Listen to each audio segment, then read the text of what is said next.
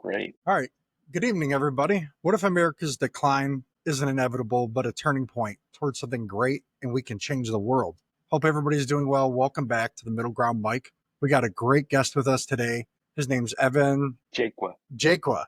He's got the founder of the Solutions Party, and, he's got a plan for building a better America, which will benefit everybody, not just Americans, but I would say the whole world if we're doing better. Go ahead and introduce yourself to everybody. Let us know, what you're all about. Okay. All right. Well, I truly appreciate this invitation. I've been looking forward to this for a long time. I just would like to kind of give you just a very brief background. I've actually spent most of my life overseas. I lived in Japan many years. I got my degree in Japan. I'm currently spending most of my time in South America. I lived in China.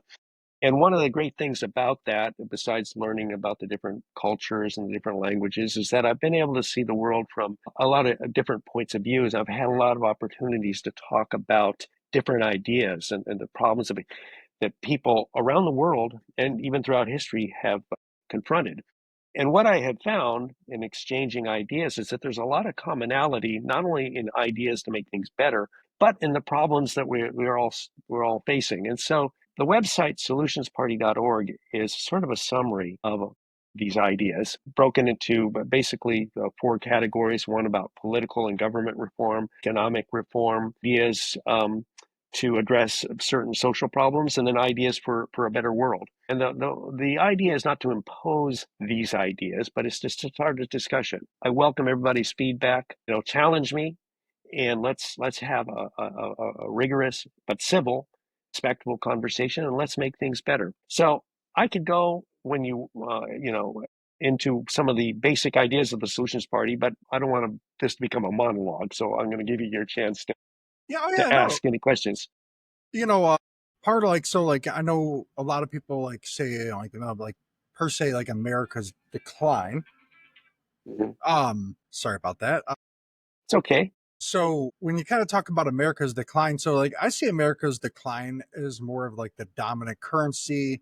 I don't see us being a lack of a dominant economy for a while if that ever happens, just because of how our system is set up. The things that we've established. And I think other, big countries like China and India over time, I want to say like wealth, right? But their standard of living will come up over time. It took us 250 years to get to this level, and Uh-huh. China is technically what, maybe 60 years old or so, Mhm. their current, structures. Government.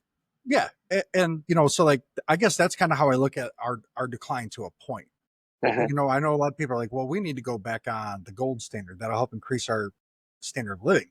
I Mhm. said, well, the reason why we went away from it is because we couldn't get enough gold to back up the money. Right. So, Right. to me, I would think of like a copper or a silver, something of that nature, even platinum. But, you Uh-huh. know, in today's day and age, everybody's talking Bitcoin. And I believe, and this is kind of what I'm getting to with the decline point, but Argentina, I believe they use Bitcoin as their national currency now, or they base their currency off of it. I forget which one of the two, but they were at like 1,000% inflation, and I think they're down to like Right. 100% now. Yeah. The Argentinian president has taken some severe austerity measures, which, by the way, I've lived in Peru for many years. That's what President Fujimori did too. They had, unimaginable inflation. I mean, 10,000% type of stuff. And that becomes a vicious circle, because as soon as you get paid, the first thing you do is you go out and buy, because tomorrow, literally tomorrow, the money's going to be worth less. And so that creates this vicious circle of, instantaneous demand, people, wanting to buy today because they know they're going to get less tomorrow. But Fujimori implemented some very severe austerity reforms that it was pretty tough medicine, but it worked miracles. And it sounds like the Argentine president is doing the same thing. And, he needs to be commended for that. And hopefully the hardship that has caused will eventually be worked out, because let's face it, that medicine has gone down pretty hard for a lot of people, and it's necessary. But hopefully, eventually, just like in Peru, the economy turns around and people recover. Yeah, I mean, austerity measures work pretty good, and well, I don't say work pretty good, but they really did help stabilize Greece. Spain's still hurting. I don't think they came out with austerity measures, but I don't if I remember correctly, Spain didn't really enforce too much of it. But Greece did, and Yeah, it was painful for them for a while, but now they're a pretty stable country economically. Right, It's not zigzagging, going, they're right, pretty because they did what they had to do. It was right, painful. Nobody liked it, right. but sometimes you just need that bitter medicine. And I feel like that's what's coming for us. But I don't think it's coming in and I'll let you go. I don't think it's coming in the way that most Americans think. So Right, when they hear right, draconian cuts, they think grandma out on the street dying, kids standing in bread lines. They just get this horror picture of like, other countries right. where, you may remember, I wasn't around, but stagflation of the 1970s. Of course. God, that was That awful. that's what's coming for us. It's not the decline or the pain isn't going to look like it did in Asia, Europe, and lots of South America. It's going to be stagflation. It could very well be because I'm not a big fan of tariffs, for example, at all.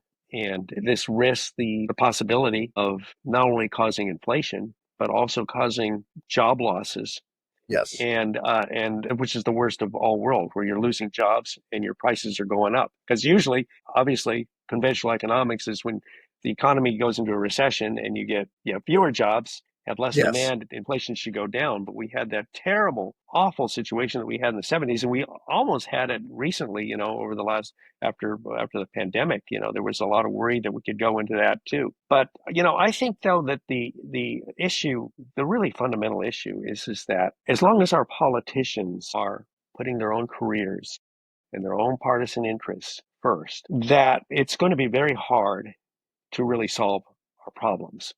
And, which is why I am in favor of getting rid of reelection, because you have people who are going to go in there once, just one term, no chance to get reelected, no chance to run for another office while you're serving.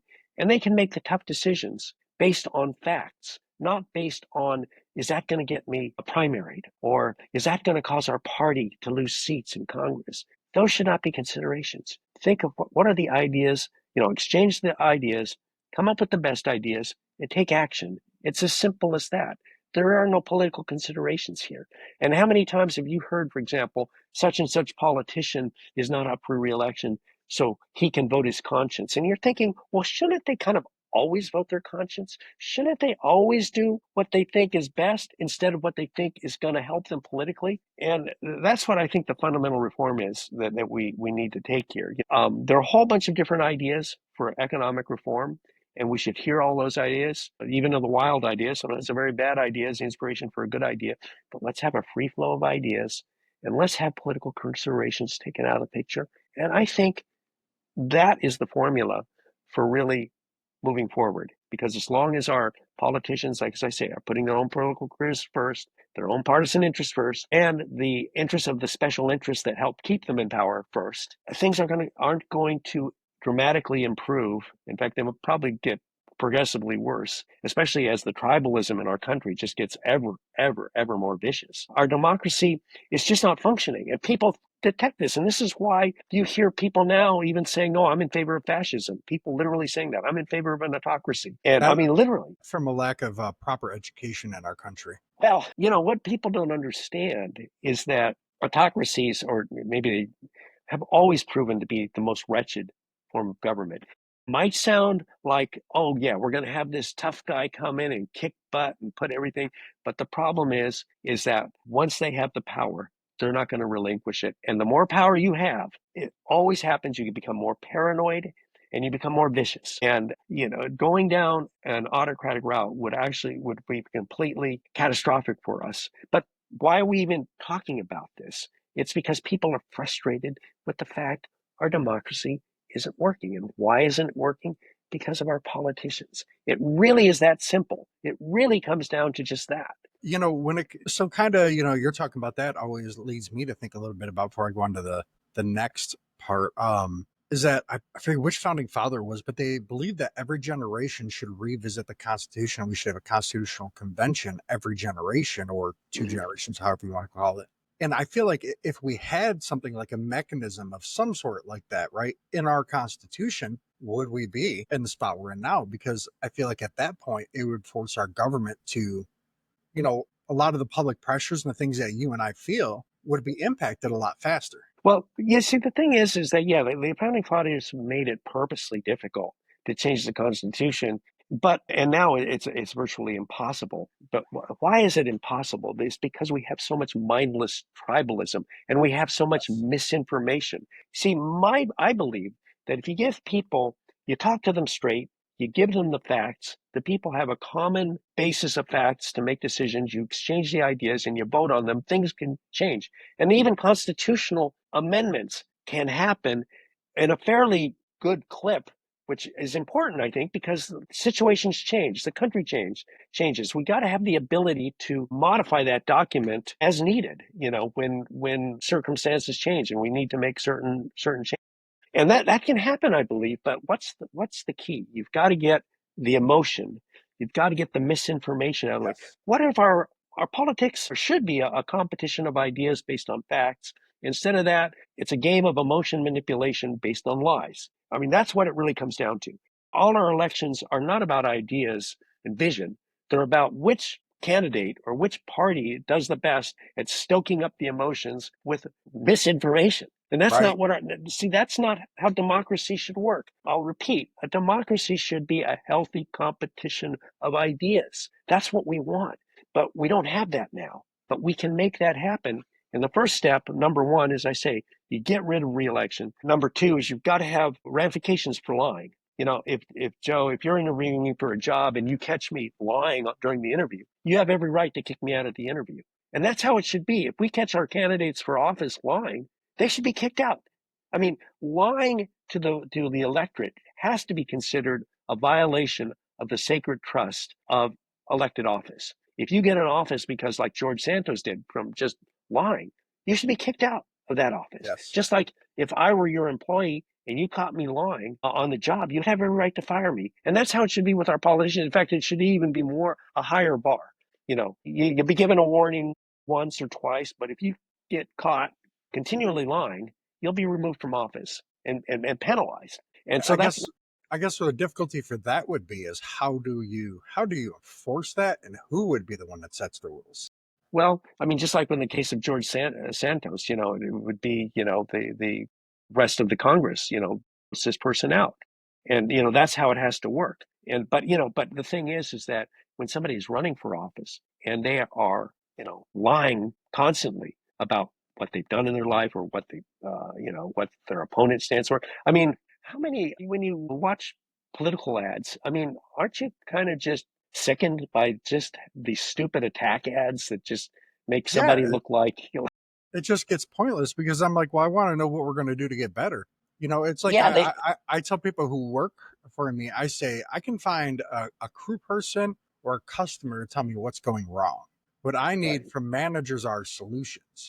You get paid more to exactly. fix problems, not to point out the obvious. Yeah, exactly. Yeah, exactly. But I mean, just the over the top lying about people. For example, calling judges communists or Marxist. And as somebody who's lived in a Marxist country and have seen the horrors of communism, I just when I hear Stephen Miller saying we're going to not allow our schools to teach our kids communist ideology, I just think, God, that's just sickening. There's nobody teaching communist. Nobody has a book of Marx and Engels teaching the kids communism. It's what, during the Chinese Cultural Revolution, I don't know if you're familiar with that, it was a terrible time in China's history. The insult that people would use if people weren't 100% on the Chairman Mao's, platform, let's say, they would just automatically call them imperialists. Well, that's sort of how it's become now with our politics. If you're not 100% on with President Trump, you're labeled a communist. Participate a lot on Twitter, now X, and you just give an alternate opinion, and people just start calling you a Marxist, commie, and it's just people just it's just like it's insane. It really is, and I always respond with civility and respect because I'm not going to go down into an insult slugfest with these people. But I just ask them, do you even know what communism is? Have you ever lived in a communist country? Have you ever been part of a family that has suffered under communism? And most of these people have no idea. They just know it's a automatic insult for somebody who doesn't agree with them. But I'm not quite sure how we got off on that tangent, but I guess it's kind of, well, I guess it's about attack ads, where they just say anything. And, the other thing we have to do is to encourage our voters to become more familiar with the issues. And there are ways to do that, which I proposed. And the final thing that one of the most important things, which I'll make this very brief, that we have to really reform is our journalism, because our Yes. journalism is to our politics as policing is to social order. If you have weak policing, criminals will take advantage to behave with reckless abandon and impunity. Likewise, if we have weak journalism, politicians will lie with reckless abandon and impunity because they want to control the narrative. There's nothing more than a politician wants than to control the narrative. And when we have weak journalism, we can't counter that. And we need to take, I mean, if you consider that, if you think that the pen is mightier than the sword, our journalism should be the equivalent of our national defense, because our journalism protects us from enemies both within and without. And without solid journalism in our country, getting our journalism robust again, our country will be this chaotic, what we have now, this chaotic misinformation fest that we have now, people just believing what they want to believe, and there's no set of common facts, which is crucial for democracy. So that's another thing I proposed, is some ideas to make our journalism robust again, because it's crucial we have that. What a lot of people don't know is a lot of our news companies in this country, like our CNNs and all things of that nature, they're not actually registered news companies or anything. They're actually registered entertainment Well, that's corporations. exactly what it is. It's And exactly so, what it is. because when they do that, they have a wider range of how they can bend the truth per se.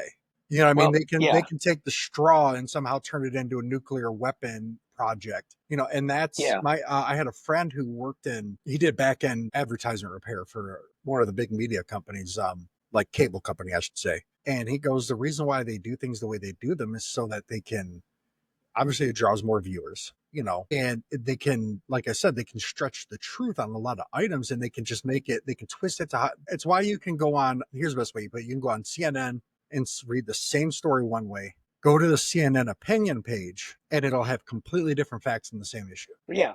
Well, the thing is, I think what's really important to point out is that, in the old days, to start a news organization required massive investment. If you wanted to start a newspaper, you had to have a printing press, you had to have reporters, you had to have an advertising department, you had to have a way to distribute the papers, to collect the subscriptions. Starting a television network or radio network was a massive investment. But now anybody with a laptop and a web page can start a quote unquote news site. And so the conventional revenue model of news has broken down. So how are these large news or quote unquote news organizations responded? They become entertainment. They become emotion manipulation channels. They basically exist to manipulate and stoke the emotions of the viewers, because getting feeling this daily surge of rage because of the news you're hearing is actually quite addictive. And there was a former Fox News host who wrote a book on it. I think his book was called Foxtocracy or something like that, where basically every morning they would say, what's the most emotionally provoking news story that we can broadcast today? The idea was to get people to stoke their emotions. And that's what has happened with our news channels by and large. There's some exceptions, but by and large, they become basically entertainment channels, as you said. And we've got to get back to our news sources being reliable. And we have to also take measures to make small town journalism, great again, because small town journalism is crucial to keeping the community together, but also to finding corruption at local government levels. Yeah. Oh, yeah, no doubt. So you've obviously got a lot of experience worldwide that probably most people in our country will never have. And it's Mhm. not a knock towards anybody. That's just, it's been your life. So Exactly. what about your experience abroad? And obviously, you've created the solutions party. But like what about like that experience from everywhere can kind of apply to the American experiment, if you want to call it that. Like, like so you take those fundamentals, right? Because every country's going to be Mhm. different. It's just the way it is. Cultures are Mhm. different. How do you integrate those things with what you know about America and make it something that's palatable to the electorate? Well, the thing that's common with the democracies that I've seen is it's a common weak point that I've seen whether it be in South America or in Japan, a little less so in Japan, but even here. And it's best summed up by what Winston Churchill said. The best argument against democracy is a 5-minute conversation with the average voter. And that's really crucial because whether it be here, whether it be Peru, whether it be Japan or other democracies, too many times the voters are not well enough informed to make informed decisions, smart decisions. So I've tried to make some, based on that experience, I've tried to make some proposals to encourage people to get informed on things. And one of the ways is one of the ideas is you would even have quizzes. And if you get a certain score on the quiz, you get, we could have the government, for example, if you get a certain score, you have a list of goodies that you can get. For example, you get from the government could offer free passes to the national parks, discounts on Amtrak. Apple could offer, this would be tax deductible. They could offer, gift cards. Starbucks could offer. So if you get a high enough score on your test, on your quiz, and you can take the quiz multiple times, but it would be getting rid of all the political nonsense and really, okay, this candidate stands for this candidate stands for that, and you take this quiz, and if you pass this quiz and you get a high score, you get access to these goodies. Because I think that you've got to give people an incentive to learn what the issues are and what the candidates really stand for. So this is a common weakness that I see all over the world, and that from that experience, that's one of the things that I have tried to address with these ideas. And these ideas, by the way, it's not take them or leave them. This is all open for discussion. Right, obviously. Challenge me, challenge me, challenge me. This is what democracy should be all about. If you think my ideas could be improved upon, great. I'm all ears. Okay, and now the other thing is what I already talked about earlier is journalism.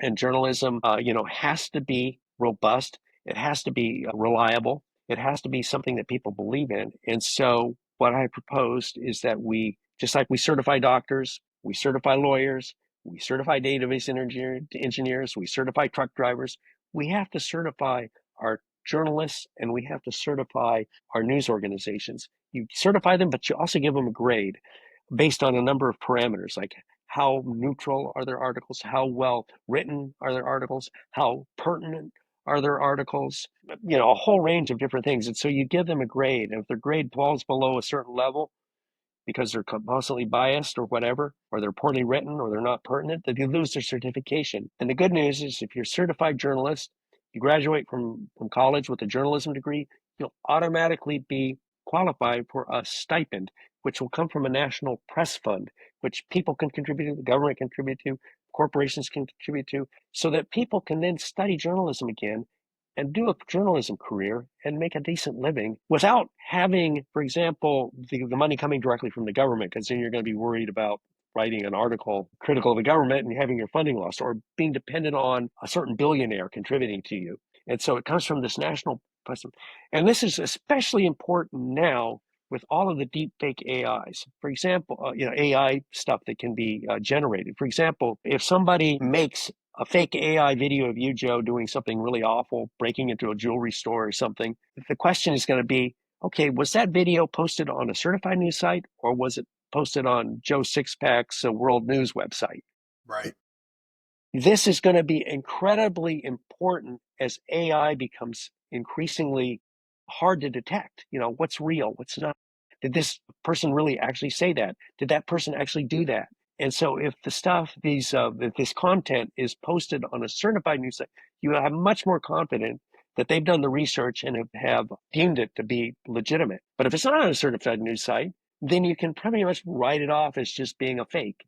And this is so crucial to why we get certified news sites and certified journalists. So that's based on my experience with journalism and seeing the problems that people around the world have when it comes to our journalism and lack of faith in thereof. And it's going to increase as AI becomes more part of our everyday lives. We need to have this sort of certification process. Now, some organizations are going to say, well, we're proudly not certified, and that's their right. Well, you can start a news site that's not certified and publish all the news you want, fake as it may be. You're not taken away from free speech. You're just not going to be certified. And so, yeah, you can lie all you want on your own website. You can start a news organization that is just entertainment based on lots of misinformation and lies, but you're not going to be certified. And so, if you hear a story on that type of non-certified, yeah, it's going to be like Weekly World News. Remember the old Weekly World News Yeah, stuff at the yeah. shop, about Satan escaping from hell, and Oh yeah. Like Clinton what was it abduct. called back then? The Inquirer, the Sun. Well, yeah, there was one even more wild. It was wilder called Weekly World News, and they would have Yeah. stories like Clinton abducted by aliens, stuff like that. Yeah, you can publish that stuff, but it's just not going to be certified. We're not taking away your free speech, and so that's another crucial aspect I think that we need to reform: our journalism, our politics, our political parties, and some of the other things I've mentioned. Diving deeper into a little bit of that, right? So how would like, a solutions party thing would be to protect, so, the certification process, right? Obviously, it's a great idea. I think, we should have that because we have that for licenses, right? But Mhm. how do you protect? So obviously, like our current president, right? Love him or hate him, there's certain things that he goes after and he gets rid of. How do we protect that certification process from the swing of public opinion that happens depending on the crisis? Well, I think you have to have a certification organization like this, like the Society of Professional Journalists, for example, something that's independent from the government and that it relies on multiple donations. So it's not subject to the whims of some rich guy like Jeff Bezos. And so you have to have a certification. And when it comes to the grading, though, I think you have to have sort of like a Rotten Tomatoes like model where you have a combination of AI programs and even professional graders, journalistic graders. And then so you get a whole bunch of this AI program rates this journalism. This journalist is grade A because of this, and this parameter. This AI program gives him a C plus because of this, and this. This evaluator, he gives him a B, and this way you get an average score based on multiple different types of evaluations because you can have these evaluations automated through AI, multiple AI programs, not just one AI program, but an AI program that's been approved by this organization that, usually gets it right. You don't want it to always be exactly the same, all these AI programs, but you don't want to have some saying F and some saying A. You Right. got Well, to have. right. Well, that kind of goes back to I think I had gotten an email. I had signed up for pod status. It's just to Mhm, try to, obviously you're curious where your podcast is at, right? So it sent me an email about a week ago saying for the month of July so far, I was like number 36th in the United States for news commentary out of all wow, podcasts. I was sitting there, I'm like, really? So I'm like, that's is this, a at first I had to like, is this thing like even legitimate? You know what I mean? So then, right. yeah, I mean, pod status is a real thing. So I signed up for it and I was like, oh, okay. So they monitor like downloads, and somehow, even though I don't have a ton of downloads in Europe, I was ranked one of the higher ones in France. Really? Top That's 50 in France. great. I have no idea. And I've never spoken a lick of French in my life outside of Bon Voyage or whatever, like, Yeah, right. Bon you know, appetit. right outside of that. And I'm like, well, hey, well, I said in one episode, I was like, thank you to the French. Yeah. So, Well, that's great. because it's the middle ground is about trying to take things like the Solutions Party, the Democratic Party, the Republican Party. And like me personally, I think like, okay, let's say you took the current system, right? I feel like the best people to be on any budget committee would be libertarians. Mhm, Even if they still had to honor what Congress passed, they would be a lot more quicker to prevent fraud and to prevent overspending and driving us further into debt. mhm, But they would honor their commitments. Where they draw a problem at is even kind of like in relation journalism is, like you have a system like Social Security, you can't just like go in and just wipe it out and be like, okay, everybody gets a refund check, call it a day. mhm, Kind of like what Australia did, and Joe mhm, Jorgensen, she was the candidate mhm, 4 years ago, whatever, 5 years ago, mhm, whatever it was now, is they phased out like their version of Social Security.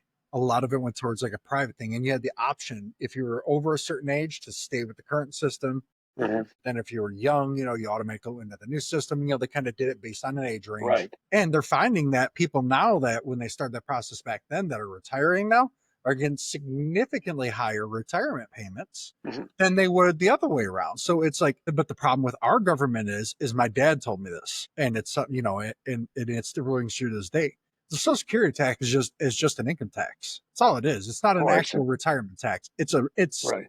a new way of slapping an income tax hike on there and then but they put a pretty name on it to make everybody feel better. Right. You know, and Right. Yeah. what a lot of people don't know is before, I believe Clinton's the one who really started pushing it.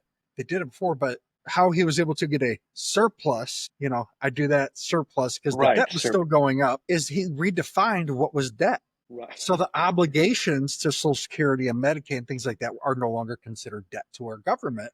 So that's how they were able to say that they had a surplus. Yeah. But that's Yeah. also why you're seeing rapid inflation, deterioration of value of the money, because well, somebody's still got to pay those bills, whether you consider it debt or not. And so instead of we have 32, what we're 32, $38 trillion in debt, It's 38 trillion, I horrible. think.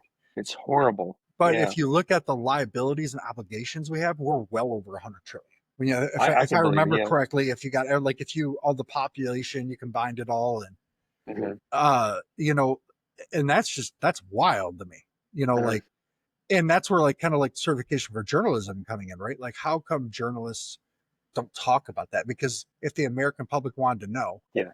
if So the American public truly wanted to know why they're struggling financially, a journalist that had a lot of like muster, like a Bill O'Reilly, somebody like that, right? Like if they were really digging into it, somebody that could really get the juice out there and people would listen, they would right. talk about that, because it's like this key thing, well, it seems so pointless, but the fact that the media doesn't report on it is hurting people's livelihoods. They just don't even see it. Right. The whole issue surrounding the national debt is just tragic. It's awful. We're spending how much? We're spending almost like $1 trillion a year now just on interest. Right. And we've been told since the '80s, since the Ronald Reagan, that, well, these tax cuts are going to pay for themselves, but they never have paid for themselves. And in fact, what we've seen is a deterioration of the middle class. It's gone down by about 20% since '75, and we've seen the ultra wealthy uh, having an increasingly large portion of the overall wealth. And so, I think that we have to really reform our tax, the way we do our taxes. We definitely need to go more towards, I don't want to call it a VAT system because that just sounds socialist because of where it originated, but something that more along taxes things on based on the choices you make, not your Right, ability to go to work. right, right. I agree. I think that I know national sales tax is not a popular idea and for good reasons, but I think that something could be worked out where you have something similar to a national sales tax where people on limited incomes, that would be moderated somewhat. But I think also, if you, I haven't actually thought about this in a lot of detail. It's something I want to write about at some point. Having a tax system where really it's called like encouraged trickle down, where, okay, we're going to tax the rich at a higher rate unless they take some of their wealth and invest it in a way that directly creates jobs and increases their wealth, by the way. You want the rich to get richer. But what's the true success of trickle down? The true success of trickle down is when, yeah, the rich are getting richer, but the middle class is growing and the percentage of the overall wealth that the middle class owns is getting larger. And we don't have that now. And so I think that, well, if you tax the rich at a higher rate than we are now, but you give them more choice about how to, in fact, they could directly decide how they're going to use that money, how they're going to invest that money in America. It could be in making jobs, starting companies. It could be investing in energy infrastructure, in educational infrastructure, and they get a tax credit for that because you don't want, nobody likes the thought of tax, tax, tax, but right now it's not fair. Right now, the ultra rich are not paying their share, and that's reflected in our debt, in our national debt. And so, but how do you solve that? Well, I think there are two fundamental ways to solve this. And the most important way is to get our politics working for us. That will lead to our economy working better, widespread prosperity. There are lots of ideas to make our country prosperous in a widespread way, not just in the big major cities like LA and New York, but even in the rural areas. We want prosperity to be widespread.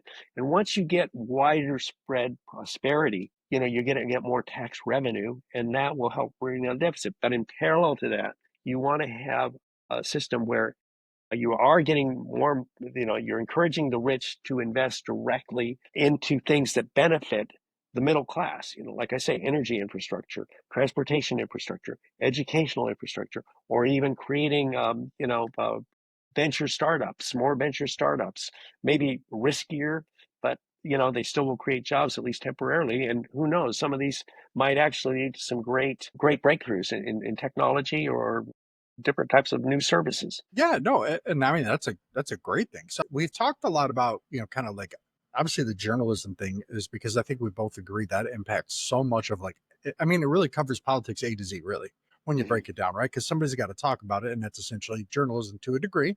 Obviously, if you're a professional journalist, that's a little bit different. But how does that, like, so like your experience, like the movement of the Solutions Party, obviously, but something that you're trying to get, I believe you said, registered as a nonprofit. How do you take that from where it's at? Because I guess, like, the ideals you have kind of cross both party lines depending on the angle. So to me, it's kind of in that aspect similar to the libertarians a little bit, but except it actually has solutions in there and not just talking about what it hates. You Right, know, right. and that's kind of where that party struggles. There's not a whole lot Uh-huh. of solutions, just says get rid of everything, government's bad. Well, that's Right, fine, right. but there's a lot of people who can't afford that situation, so you're going to be hard pressed to get them to vote for it. Right. And the biggest thing is, I think you were talking like 12 years per political party, right? So Exactly. how do we change that mindset to get people in the mode of going, okay, this is what we want, you know what I mean? Because people are going to want it to be streamlined, you know what I mean? So Right, it's something that just, like, so in my business, I tell everybody, if you want things to change, it's got to be a habit and it's got to be a routine. So, right. and that is like the tried and true method of any culture situation. How do you make that happen? Because there's a lot of good things in the Solution Party. How do we get that influence out there? Well, I think that, the good news is, which is, I guess, I don't know, good news is the way to put it, is that people are sick and tired of what we say. I think they're sick and tired of both parties. I think they're sick Oh and yeah, tired of our politicians. I think they're sick and tired of our democracy not working. I think they're sick and tired of how our economy's been going. I mean, who can afford to buy a house anymore? Rents are ever more expensive. Utility bills are going to be more expensive. Who can send their kid to college anymore? And even if they graduate from college, it's not like they've got six-figure jobs just waiting for them as soon as they graduate. And I think people smell a rat and are fed up. And that's one of the reasons why we have this extreme polarization that we're seeing, because people are not happy with how things are. And when people are disgruntled, wily politicians will use those disgruntled emotions to their, what's the word I want, to their malevolent benefit. And that's exactly what we are seeing. And so people are fed up. People recognize that neither one of our parties have any ideas. It's always the same thing. What it is, it's basically like the foundation of the house is crumbling, but we have one party saying, no, we need blue curtains, and the other party saying, no, we need red curtains. No, what we need to do is to shore up the foundation of our democracy and really get it working for us. Because once we get it working for us, we'll get the free ideas flowing. Yeah, yes, let's hear the libertarian ideas. Let's hear the liberal ideas. Let's hear the socialist ideas. Let's hear all ideas. Let's not demonize anything, because sometimes, like I said, a bad idea is actually an inspiration for a great idea. And so let's get the ideas flowing. Let's vote on the best ideas and let's move forward. It's that simple. Exchange the ideas, vote on the ideas, move forward. Politics and all this partisan crap out of the picture. So that's, I really think that people are eager to hear new ideas. And yes, they are, I think people are also kind of sick of all this disgusting polarization that we see. This big time, mindless, big time. this mindless. It's awful. Um, and people, you can't. It's like I say on X. You try to engage people in a civil conversation, and it's just like people go into insult mode. Yeah, I instantly. mean, yeah, and that's not the hallmark of a great country. Yeah, I well, I go back to, I have a good friend. His name is Don. Well, I mean, we'll just say that for purposes. He's a die hard to the bone MAGA supporter. Trump, I mean, Trump can do no wrong, right? So I was like, I just didn't really like the way Trump handled the January 6th thing, da da da da. Right. He's like, well, you're a liberal. And I'm like, why? Because do I think he planned that situation? No, but I think he was quite okay seeing how it was going to play out. I think that is definitely because he's an opportunist, right? So you see an opportunity that these people might actually do something. Let's see what happens. And Yeah. because that's the only way it can make sense, that you wait 3 hours to say anything about it. Right, You're waiting to right. see how it plays out. That, and then on top of it, to be fair to him, though, he did offer police protection the day before, and the Hmm. Capitol said no, and Pelosi's representative said no. Hmm. So, and then I believe that the FBI had a, technically 3 or 4 informants, but they had Hmm. like 20 something people linked to those informants all in that crowd. And then you're just kind of going, something just doesn't add up here. Hmm. Like, Right. was this thing a ploy, not even necessarily by Trump, but by multiple circles or whatever, to try to break something so that they could, What? you know, push their influence with, look what happened. Now we got to push our reforms to make sure it doesn't happen again. Well, yeah, you see, but this comes down to the very fundamental problem. Nobody knows what the truth is anymore. Yeah. If a democracy, if nobody knows in a democracy, if nobody knows what the truth is, the democracy is not going to function. And the big thing it gets this allows our politicians, our reelection obsessed, our power addicted politicians to control the narrative. And then you get some politicians saying this, other politicians saying that, and nobody knows what to believe. And this is why we have to have robust journalism. And getting back to your point earlier, is that, yeah, you say something that, now look, I just want to say, I know people who are, MAGA supporters, and I have the highest respect for them. They're good Me people. too. They want to see, I mean, they're bad apples in any political movement, Yeah, but majority of you know, MAGA the, supporters just want to see America get better. That's all. exactly. And they have different ideas, and we have to respect that. But unfortunately, at least in my experience, and this is not just, well, I'm not picking here on just on MAGA, I'm on the other side too, is that if you offer something that's not part of the group think, if you offer a different opinion, it's like automatically you're a commie or you're a liberal. No, I'm not a liberal. Not I don't even like those labels because what exactly is a liberal? What exactly is there? I've met very few people actually fit into one box or the other. Usually people have a variety of different points of view. And I've met some very conservative who are pro-abortion, and then I've met some very liberal who will defend the Second Amendment like any farm boy, whatever, you know. And so most people don't fit into this liberal conservative box. And so let's kind of get rid of the labels. Let's welcome the different points of view. Let's look at the evidence and let's have a civil discussion. And then, we're going it's really that simple. But this tribalism, this viciousness that we're seeing now Oh my is gosh. exactly what the enemies of our country love. That's Putin, what they want. yeah, yeah, that's why we have the Russian, the Iranian, the Chinese trolls purposely stoking Well, these emotions. I'm sure you've seen I had kind of made an AI video out of it. And the ironic part is depending which site I post the video on, right? Certain videos, like on certain platforms, like I posted one about the Tulsi Gabbard dropping the Russian collusion stuff. Hmm. Went crazy popular on TikTok. Over 1,000 views. I've got like a bunch of comments. It just keeps growing. I think it's almost 2,000. It just keeps every day. It keeps growing. But then I put it on YouTube and it's got like 50. But then I did like a little Hulk Hogan tribute video, right? And that thing's got like 3,000 views almost. But then on Right. TikTok, it's got like 20. You know, but it was like the Tulsi Gabbard thing. Like people, so I put that on there, and people go, and this is not knocking anybody who commented on it, just in case they end up listening to this. They were like, I forgot one said, communist, because I put that out there, or fascist, or you're a robot. Why did you have to do an AI? And I'm going, well, it was just kind of like, first, I love messing around with AI. I think it's a great tool as long as you use it correctly, just like a gun or a shovel, right? As long as you use it right, it's a great tool. So, I had put that out there, and there's just a lot of people that are going, oh, it's just a distraction from the Epstein files. I can get why people are saying that. Makes total sense. But to be fair, this is something that Tulsi Gabbard was talking about long before she was even in this position. And it's coming out. I haven't like got to see and read any of the documents in complete detail or anything. But from what I have seen is I think it's a far stretch to say Obama was behind it. But just like a lot of politicians, I think he was complicit looking the other way. So he has plausible deniability, Hmm. because now Right. there's no actual evidence of Obama directly giving that order. It's just a lot Right. of circumstantial things linking to it. Well, Right. but where a good friend of mine, Ray, had told me, he goes, where there's smoke, there's fire. Right.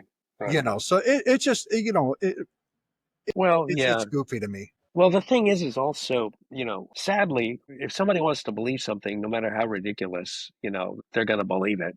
And Yeah. it's like if they want to believe that, purple leprechauns from Mars are running the world, they're going to believe it. And, you get into discussions with some people, and it's just very obvious that, they're never going to change. What I call it is, it's like an emotional black hole. And, Yes. the concept of a black hole is that, once you're past the event horizon, you can never get back out of the black hole. Well, it's a sort of like an emotional black hole where you have made such an emotional commitment to a certain belief that there's very little chance you're ever going to get out of that and consider a different point of view. Um, and this is again a result of the fact that people don't know what to believe, and so they get into these information agree fest silos where everybody just agrees, and anybody who even offers a little different point of view is automatically kicked out or mocked or insulted. And this is it's a real plague in our society right now, and it's a plague that is delighting the enemies of our democracy who want to see this great experiment in democracy end. I really, it's really clear there's a worldwide battle going on about it's the future of the world is even at stake in terms of what are we going to are we going to go back to a time when nations were ruled by small groups of all powerful people like kings and emperors and dictators, or are we going to have nations ruled by the people, exercised either directly or through elected representatives? Democracy is a real rebellion to how it was throughout history, and there are a lot of powerful people who don't like democracy and would love to see it die, and I think are actively working to bring about its demise. And we must protect. We must start a counteroffensive that involves not only getting our democracy functioning here, but once our democracy is functioning here, other countries will be inspired. And we can, I say, let's work toward a world free of autocracies. And how do we get rid of the autocracies? It's not through cruise missiles and B-1 bombers. It's the same way we beat the Soviet Union, through an increasing freedom and prosperity gap. Because when the freedom and prosperity gap gets so great, the pressure on these wretched autocracies, whether we're talking about Russia, whether we're talking about Belarus, whether we're talking about China, will eventually break them. So let's get our act together here. Let's make our democracy function. Let's get our economy roaring, where we bring widespread prosperity. Let's encourage a free exchange of ideas, which is a big contrast to the autocracies, and we will crush them. And the last thing I kind of want to emphasize here, you talked about AI, and it's a great tool. But all technology has always been a double-edged sword. It can be used for good, it can be used for bad. And the autocracies in particular are going to use AI, like they're using it now increasingly, to monitor people, to keep them from challenging the established powers. And we don't want that. We want technology to benefit people, to make people freer, to make people more prosperous. We don't want technology being used by the powerful to put an increasingly strong stranglehold on power. And so that's another reason why we need a world without autocracies, because the autocracies will always use technology to increase their stranglehold on power. And they'll be the first ones to misuse technology because they always are. Yeah. And as we wrap up here, let's give the solutions party per se isn't just a concept, right? It's something you're trying to make a movement. Exactly. If when people go to your website, I believe it's www.solutionsparty.org. Yes. What would they find, and how would they get involved? Okay, right now they're going to find a whole set of ideas. You can contact me through the web on the website. It has the email info@solutionsparty.org. Send me an email, share your ideas. Let's get organized. Maybe we can work together to get started nonprofits in other states. And then we're going to work on getting funding. I'm going to be trying to work this week on getting some funding to get it officially established here. And the thing I also want to emphasize, as I emphasized earlier, you don't have to agree with all the ideas on the website. That's not a prerequisite. The only thing that is required is that you have to be against reelection. Yeah. That's the fundamental idea. And we got to reform our political parties. That includes us. No, we're not going to be a 100-year, 200-year party. The Solutions Party will come to an end after a certain period because we don't want this to become tribal. like the Democrats, the Republican, or others. So yeah, share your ideas. I'm going to be implementing a donation link if anybody wants to donate, and I want to be real crystal clear here that I will be publishing clearly what those funds are being used for. This is not about me getting rich at all. I want it to be extremely, it'll be certified by an accountant. The funds are being used specifically for these purposes, certified by an accountant. It's not going to be this I don't want people to think that this is some sneaky get rich quick scheme, because it's not.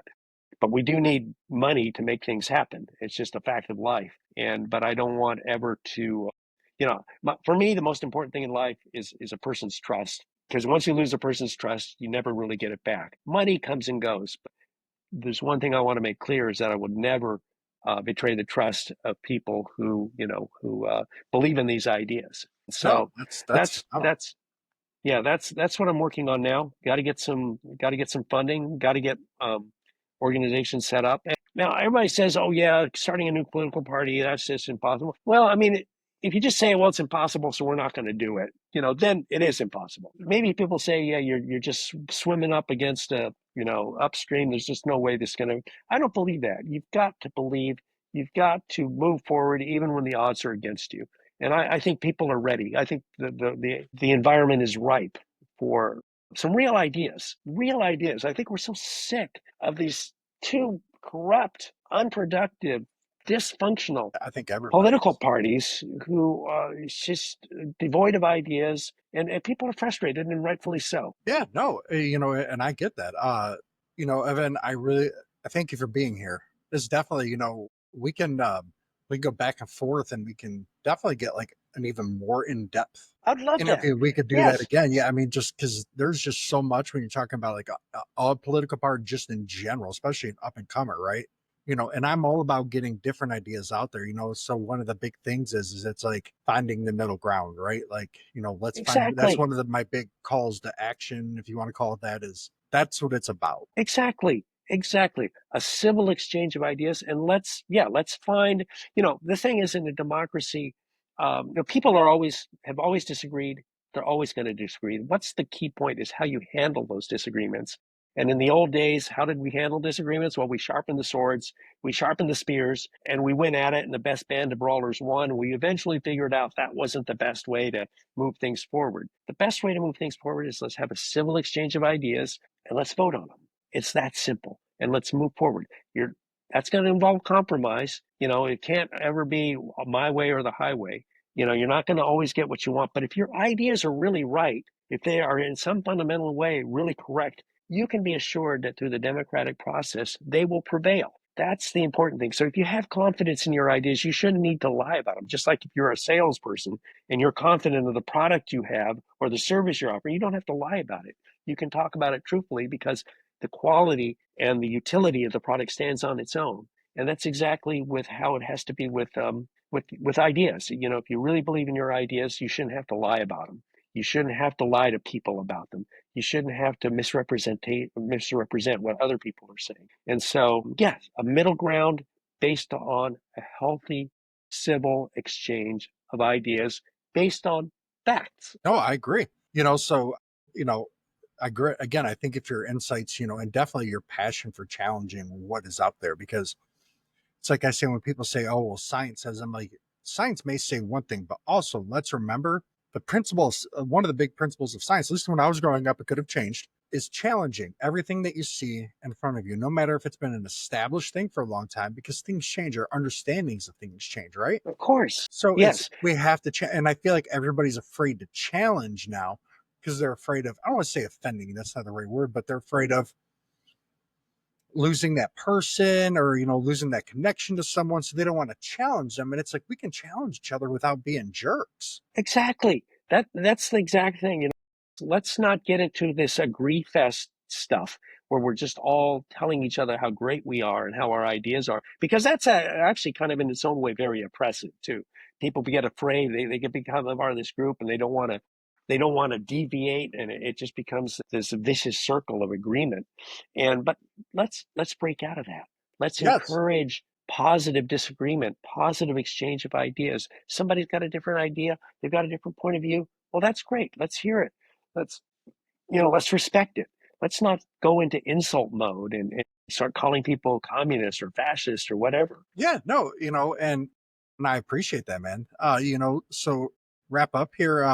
To our listeners, everybody, hey, if you guys found this conversation valuable, share it, subscribe it, talk about it, get with people who are open minded. You're gonna have a hard time getting people who hate everything to agree on it, but I would encourage you, even if they want to come out and have a discussion, more power to them. They can go to www.themiddlegroundmike.com, and there's a spot on there where they can just book themselves now. So I changed my scheduling around. And then if you actually want some ideas for some solutions for our country, go to the solutionsparty.org/greateramerica.html and check it out, because it's not just about politics, right? It's about the possibility, the opportunities, and opening our eyes and getting rid of the anxiety. Right. And I find that even some of the most stubborn people, if you engage them in a respectful way, you listen to them and you offer ideas, once you tone down the emotions, most people are actually willing to have a decent discussion. I mean, I've had people on Twitter, the first thing they do is, they send me F you, commie, all this stuff. When you engage with them, you break down and say that you respect them, and you don't say you not necessarily, but by engaging them in a respectful way, you showing that you respect them, and they many times they open up and will Yeah. be willing to talk to you about why they believe the way they do, and then there's some hope when you get beyond that wall of emotion, that knee jerk, commie fascist, insult laden wall. Yeah, it's rough. It is definitely rough. But okay, well, we're going to wrap up here, everybody. Until next time, I'm Joe. This is Evan Jaqua, Jaqua. Jaqua. And this is the middle ground, Mike. Where our goal is to find the middle ground in a society of chaos. Hope this catches everybody doing well, and have a good day.